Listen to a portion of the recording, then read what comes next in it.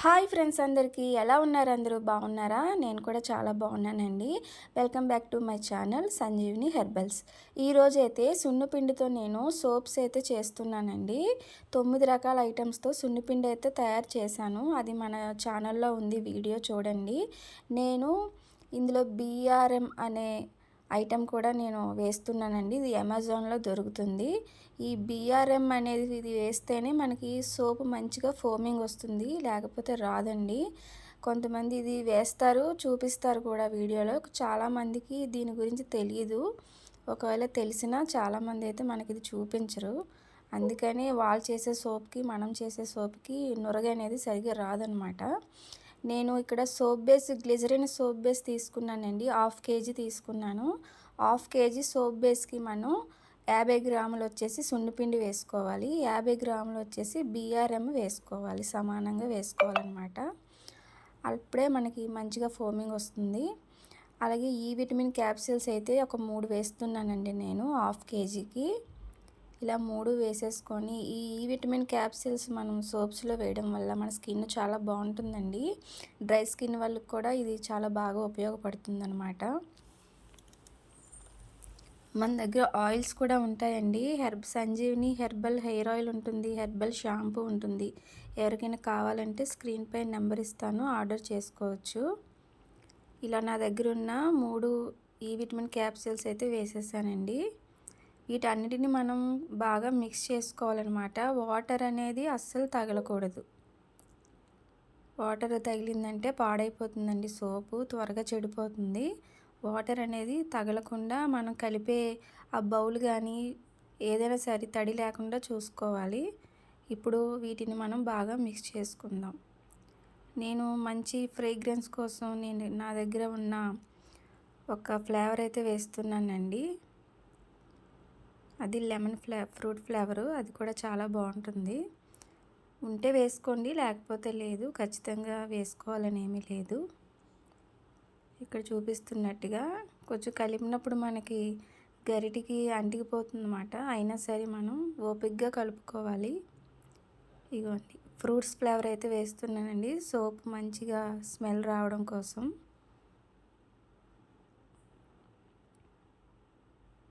అందులో కొంచెం ఉందండి, మొత్తం వేసేసాను నేను. మళ్ళీ ఒకసారి ఇలాగా మిక్సీ చేసుకోవాలి. ఈ సోప్ బేస్ మనం చిన్న చిన్న ముక్కలుగా కట్ చేసుకొని డబల్ మెథడ్లో మనం కరిగించుకోవాలండి. దీన్ని కలపడం అయితే అయిపోయింది, పక్కన పెట్టేసుకొని ఇప్పుడు సోప్ బేస్ని చిన్న చిన్న ముక్కలుగా కట్ చేసుకుందాం. ఇది గ్లిజరిన్ తీసుకున్నానండి. గోట్ మిల్క్ ఉంటే అది తీసుకోవచ్చు, షియా బటర్ సోప్ బేస్ తీసుకోవచ్చు, ఏదైనా మనకు మంచిదే.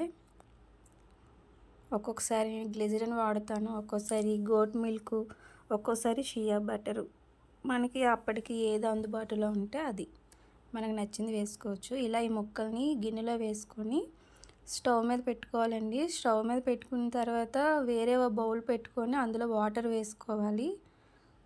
ఇక్కడ చూపిస్తున్నాను కదా, నేను కింద వాటర్ వేసాను, పైన మళ్ళీ గిన్నె పెట్టాను అనమాట. ఇలా డబల్ మెథడ్లో మనం దీన్ని కరిగించుకోవాలి. కొంచెం కరిగిన తర్వాత బేసు మనం కలిపి పెట్టుకున్న ఈ సున్నిపిండి మిశ్రమం ఉంది కదండి, ఇది మనం కలిపేసుకోవాలన్నమాట. ఆ మిగతా కొంచెం సోప్ బేసు, ఈ పిండి రెండు కలిపి మనకి కరిగిపోతాయి. ఉండలు ఉండలుగా ఉండిపోతుందేమో అని నేను కూడా టెన్షన్ పడ్డాను, కానీ లేదండి, బాగానే కరిగిపోయింది. ఉడకకూడదండి, ఇది కరగాలంతే, జస్ట్ కరిగితే సరిపోతుందన్నమాట. ఉడకడం వరకు మనం ఉంచకూడదు.